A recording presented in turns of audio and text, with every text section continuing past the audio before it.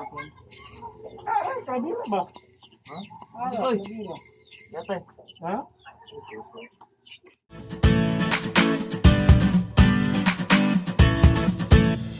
Today's video Honda Click 125 nagkaroon ng ingay ang kanyang makina. So para marinig nyo guys, iwan natin ang kanyang susi para mapaandar natin siya. Let's go!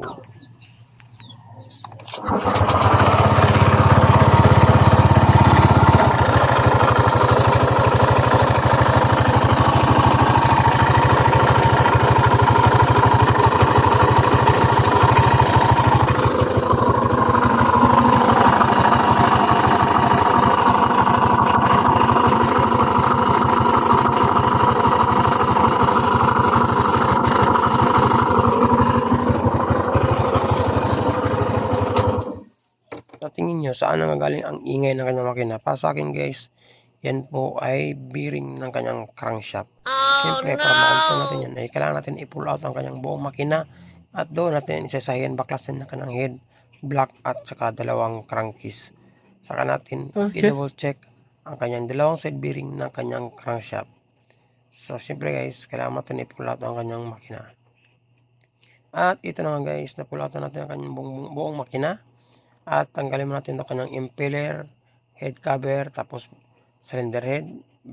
At ang next ay ang ating dalawang crankcase shell. Saka natin makuha ang kanyang buong crankshaft. So ang history ng motor na ito guys ay naka-experience ito ng pag-overhaul siguro mga 4 months.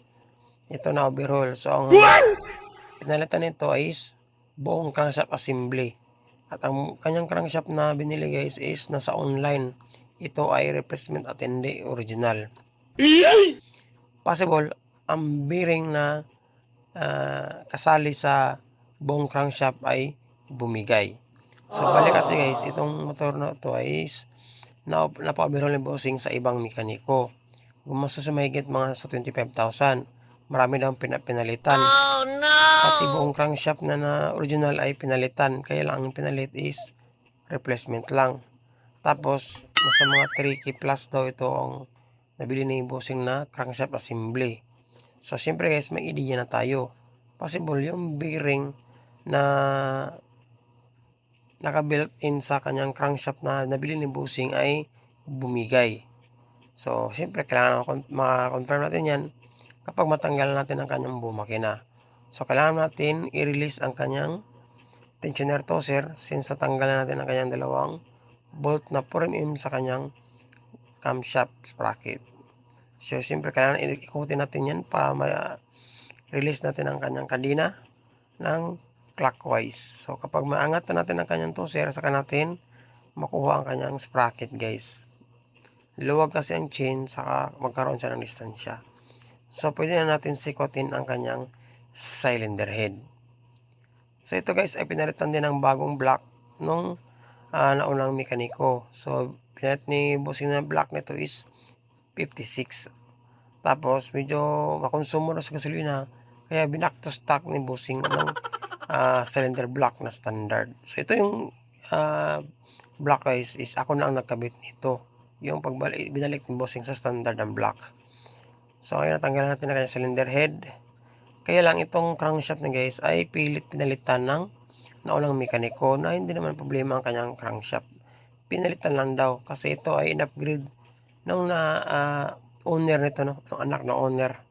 Siyempre, binila niya ng bagong block na pang racing. Tapos, nag-racing cam, racing spring.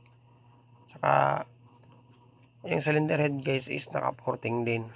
So, ito na ang kanyang block na standard. Check natin. Goods naman, no? Simula itong last na pagkakabit ko. Ang ganda naman at wala naman problema kasi hindi naman ito nagkaroon ng usok. Kaya lang napakaingay lang ng kanyang makina guys. So makaiba po ang ingay ng side bearing at saka connecting rod. Kaya ako nasabing side bearing kasi guys, meron na tayo na upload na full video ng actual na tunog ng connecting rod. So magkaiba po sila. So try natin ulogin ng kanyang connecting rod. So goods naman ang kanyang connecting rod guys. Itong connecting rod ito na is replacement din kasi nga kasama ito sa buong crankshaft assembly ng ating makina. So goods din ang sunog ng kanyang piston.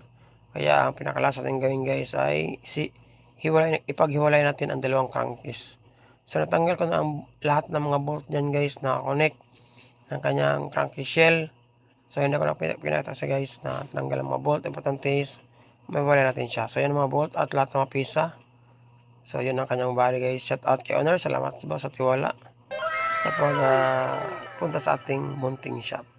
So pupukin natin gamit ang ating rubber mallet. So bali nito guys, yung isang bearing daw na malaki is binili pa ni bossing sa motor shop. Ibig sabihin is magandang klaseng bearing ang nabili ni bossing. So sa left side na bahagi. Pero ito yung sa right side guys is libre na daw ito kasama sa kanyang crankshaft. So kailangan is i-double check natin muna yung isang bearing na malaki. Kapag goods yun, pwede natin siya ibalik. Kasi bago pa lang daw ito, nasa mga 4 months pa lang. Pero itong bearing sa right side sa may magneto, since ito yung may built-in o kasama sa ating crankshaft, possible ito yung papalitan natin. Pero may binigay si bossing na original niya na crankshaft guys, kasi kinuha niya ito sa naunang mekaniko na pinagbirulan nito. So check natin yon kung goods ang bearing, ibabalik natin yun ang kanyang buong crankshaft na genuine. So para itong replacement niya guys, hindi natin siya ibabalik. Possible yung bearing lang sa left side nito ang kukunin natin at ililipat sa kanyang original na crankshaft. So ito na guys, napagawa natin ang kanyang dalawang cranky shell. Nang inikot ko kanyang bearing, confirm guys na ito talaga ang issue kung bakit nagkaroon siya ng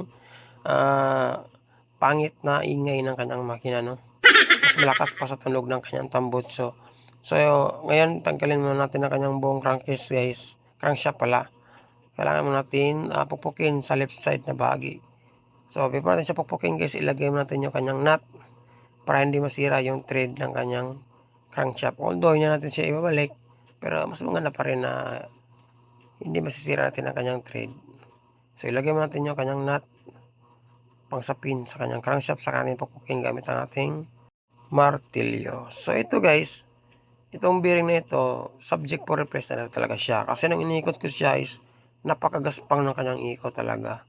So syempre guys, wala tayong tools na pangtanggal ng kanyang bearing sa left side, yung malaki na bearing na yan, is kailangan pumunta tayo sa shop sa bayan, no?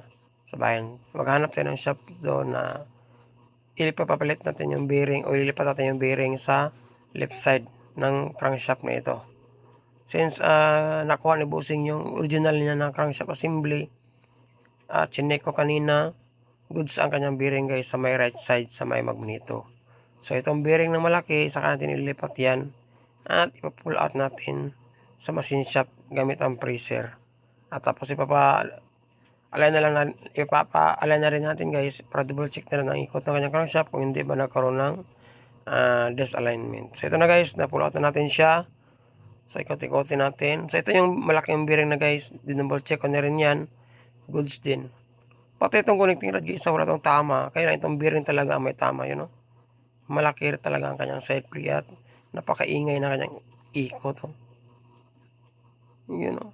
At malaki na rin ang kanyang clearance, yun, no? Pero ito yung malaki na bearing nito, bago din to guys. So wala din siyang side play, no? So ito, balik natin ibalik ito para makatipid si bossing. Kasi naghanap pa siya ng budget pambayad sa labor. So ang pinapriority lang muna niya ngayon is ang pesa. So since goods naman ang bearing, so nakatipid si bossing guys. Ibalik lang natin yan para makatipid si bossing. At siyempre ang budget din is sa mga 3K lang. Kasi pinabudget ko siya ng sa mga 4K. So itong oil seal niya guys, sira din ang loob ng spring, no? So palitan natin yan bago yan. At ito yung crankshaft assembly na genuine niya guys, na sinabi ko kanina. So yan, buti na lang ito nakuha ni bossing sa naunang mekaniko kasi ito ay hindi daw binigay ng mekaniko. So ito yung brand niya guys. Yan ang brand kanya naunang crankshaft na binili niya sa online. So ito, goods ang kanyang bearing. Napakaswabe pa ng ikot, tsaka wala pang side play guys. Kasi nga ito ay original pa. So ibabalik natin yan, tapos ng bearing na sira, yan na yan. So di na tayo bibili ng bearing na yan. Bukas is tayo pupunta sa machine shop. At bibili tayo ng mga gasket nito. Sa kanyang cylinder head, engine oil, at liquid gasket na rin guys. Para ma-assemble natin siya. So abang-abang na lang sa ating part 2 kung saan i-assemble natin ang kanyang buong makina. Maraming salamat. At syempre, see you sa ating next video. I say, God bless. Ayos.